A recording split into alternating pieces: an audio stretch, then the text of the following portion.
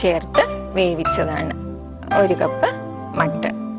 പിന്നെ ചെറിയ ഉള്ളി ചെറുതായിട്ട് അരിഞ്ഞത്, കുറച്ച് സവാള, തേങ്ങ കൊത്തിയെടുത്തത്, പൊന്തൻ മുളക് കീറിയത്, ഉപ്പ്, കുരുമുളക് പൊടി, മല്ലി, പുതിന, കരിവേപ്പില, പിന്നെ ഇഞ്ചിയും വെളുത്തുള്ളിയും, മഞ്ഞൾപ്പൊടിയും, മീറ്റ് മസാലയും ഉണ്ട്, കുറച്ച് തേങ്ങാപ്പാലും ഉണ്ട്. ഇത്രയുമാണ് അതിന് വേണ്ട സാധനം.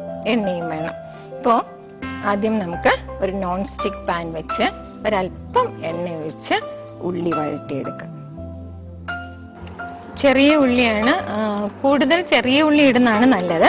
ഞാൻ കുറച്ച് ചെറിയ ഉള്ളിയും ഇടുന്നുണ്ട്, കുറച്ച് സവാള ഇടുന്നുണ്ട്. നമ്മളുടെ താല്പര്യം പോലെ ചെയ്യാം. കുറച്ച് സവാളയും കൂടി ഇടുകയാണ്. കുറച്ച് ചൂട് കൂട്ടി വെക്കുന്നതാണ് നല്ലത്. അപ്പൊ ഉള്ളി നന്നായിട്ട് വഴണ്ടി വരും. വരാറാകുമ്പോഴേക്ക് ചൂടിങ്ങനെ കുറച്ച് കൂടുമ്പോൾ നമുക്ക് കുറച്ച് ഉപ്പും കുരുമുളകും ചേർക്കണം.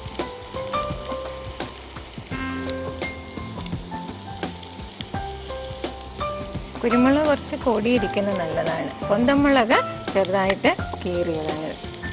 2-3 പീസ് മതി. കുരുമുളകും കുറച്ച് മീറ്റ് മസാലയൊക്കെ ഇടുന്നതുകൊണ്ട് ഇതൊരു സ്പെഷ്യൽ സ്റ്റൂ ആണ്.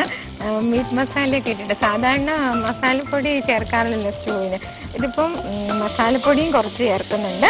പിന്നെ ഇഞ്ചിയും വെളുത്തുള്ളിയും ചേർക്കുന്നുണ്ട്. വെളുത്തുള്ളി ഞാൻ അരിഞ്ഞിട്ടില്ല, വെളുത്തുള്ളി ഇങ്ങനെ തന്നെ ഇടുകയാണ് ഇതിലേക്ക്. വെളുത്തുള്ളി നമുക്ക് വട്ടത്തിൽ അരിഞ്ഞിട്ട് വേണമെങ്കിലും ചേർക്കാം. വെളുത്തുള്ളി ഇഞ്ചി ഇങ്ങനെ വഴണ്ട് വരുമ്പോൾ നല്ലൊരു മണവും ഉണ്ടാവും. കുറച്ച് ഇഞ്ചി.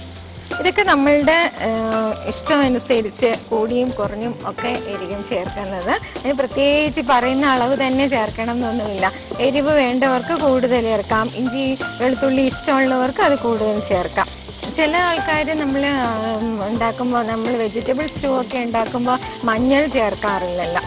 മഞ്ഞൾ അപ്പൊ ഇത് സാധാരണ ഇറച്ചിയൊക്കെ വേവിക്കുമ്പോൾ മഞ്ഞൾ ചേർത്തിട്ടാണ് വേവിക്കാറുള്ളതെന്ന് പറയും. മഞ്ഞളിലൊക്കെ ഇപ്പൊ മായമാണെന്നും പറയാറുണ്ട്. എങ്കിലും ഇതിൽ കുറച്ച് മഞ്ഞൾ ഞാൻ ചേർക്കുവാണ്.